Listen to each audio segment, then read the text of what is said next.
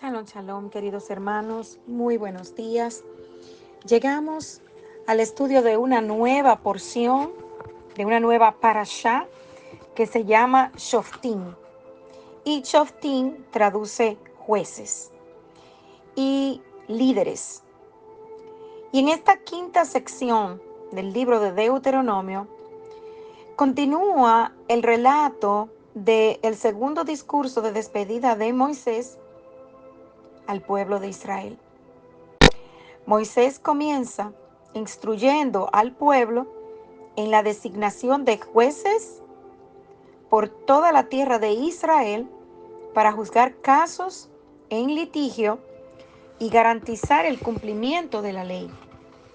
Luego, provee instrucciones acerca de los demás líderes del pueblo de Israel, el rey, los sacerdotes y los profetas. Y vemos cómo esta primera aliyá cubre la lectura de Deuteronomio capítulo 16, versículo 18, hasta el capítulo 17, versículo 13. Y la porción inicia diciendo: nombren jueces y oficiales para todas las ciudades que el Señor tu Dios le va a dar a cada tribu, para que juzguen al pueblo con verdadera justicia. No perviertan la justicia, no hagan ninguna diferencia entre unas personas y otras, ni se dejen sobornar, pues el soborno ciega los ojos de los sabios y pervierte las palabras de las personas justas. La justicia, y solo la justicia, es lo que ustedes deben seguir para que vivan y posean el país que el Señor su Dios les da. Y en el relato de esta porción vemos que primero nos habla de los jueces y del sistema judicial. Empieza por esto porque esto es la base de una sociedad correcta. Luego continúa con la ordenanza de poner un rey, es decir, el sistema ejecutivo. El rey se ocupa de las cuestiones prácticas de la comunidad, como la construcción de escuelas, hospitales, rutas, vías. Entonces viene después del sistema judicial porque el rey debe regirse por las leyes, a diferencia de lo que ocurre en las ciudades occidentales. El poder judicial nombra al rey y no al revés. En el judaísmo, o sea, dentro del pueblo de Israel, es el Sanedrín el que nombra al rey.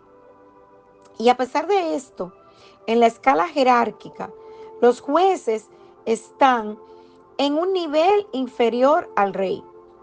Luego viene el rey, que es el que ostenta el grado más alto dentro de la sociedad. Por sobre el rey está el Eterno. Es por esto que luego nos habla de los Coanim, los sacerdotes, y los Leviim, los profetas, que son los encargados del servicio divino, los maestros del pueblo, los que nos enseñan el camino del Eterno. Luego, el profeta, el nivel más alto en cercanía y percepción del Eterno.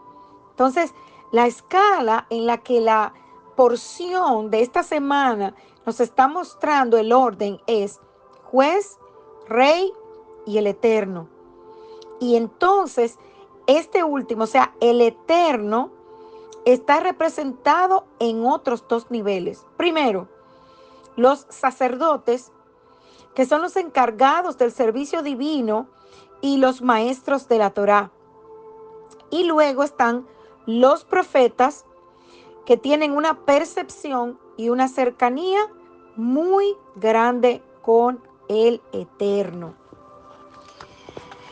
Y podemos ver, amados hermanos, con este orden y todo lo que el Eterno está instruyendo en esta porción, que el Eterno conocía la importancia de establecer jueces y oficiales justos dentro de la nación de Israel.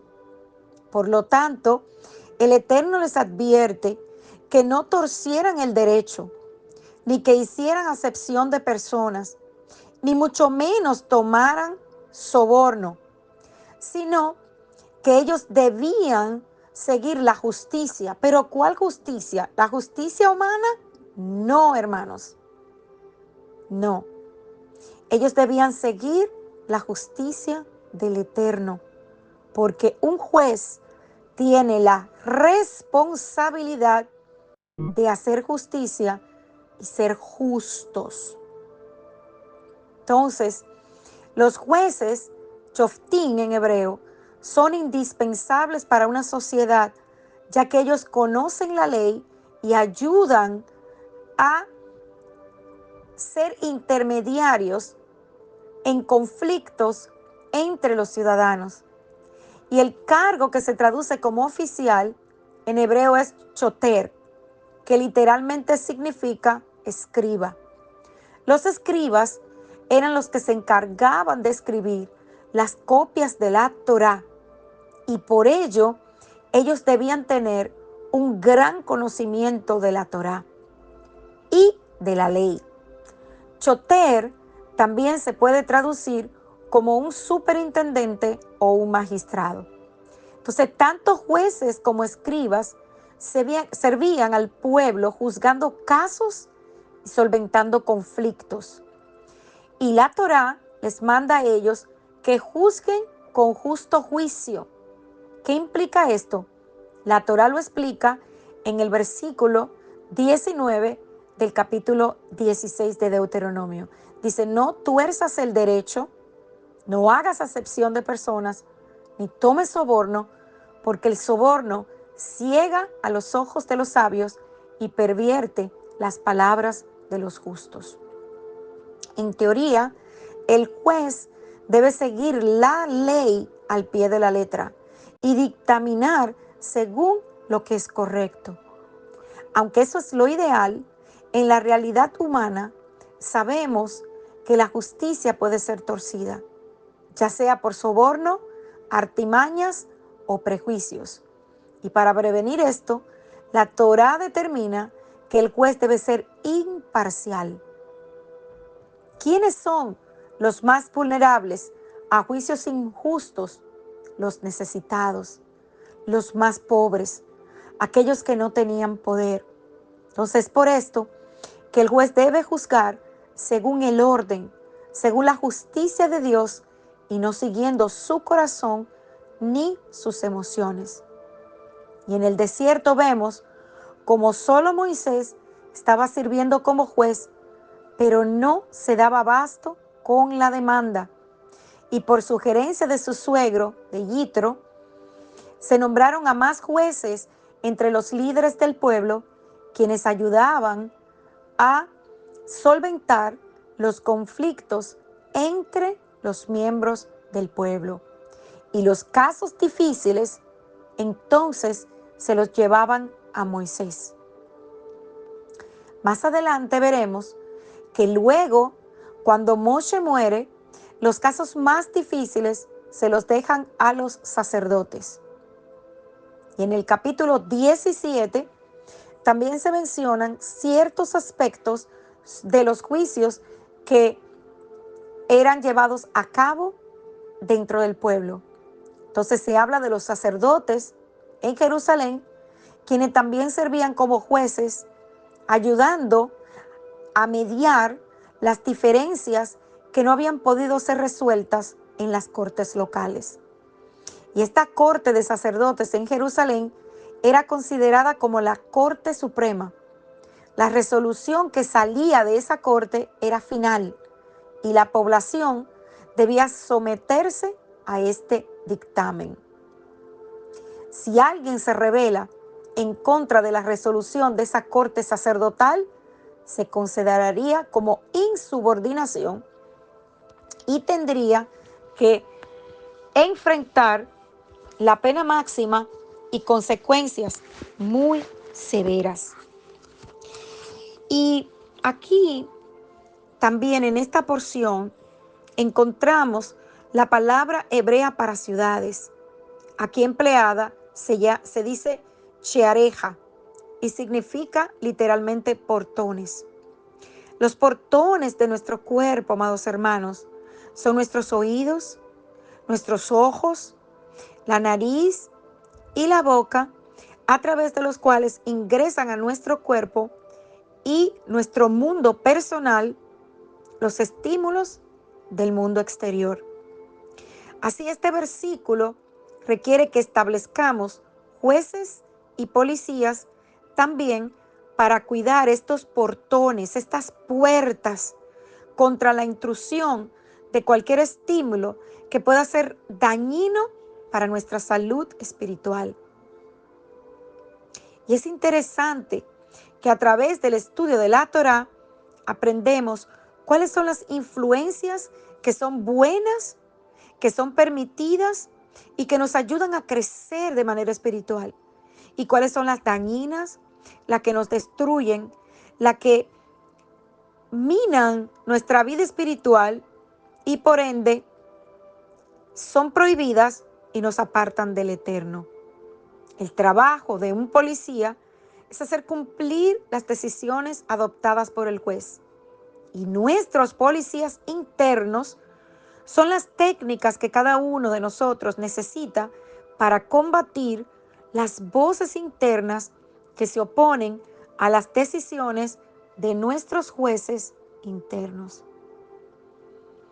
Es importante, amados hermanos, que entendamos que el Eterno promete restablecer jueces como en el tiempo pasado. ¿Por qué? Porque para que haya justicia en una sociedad, ellos debían ser levantados. Los jueces no podían ser imparciales. Es por esto que nosotros tampoco podemos tener acepción de personas. Y una de las razones por las que debemos orar siempre es por aquellos que nos dirigen. Es para que no caigan en el error de aplicar la justicia basados en intereses, percepciones o deseos personales al momento de producir una dirección, dar un consejo o emitir un juicio.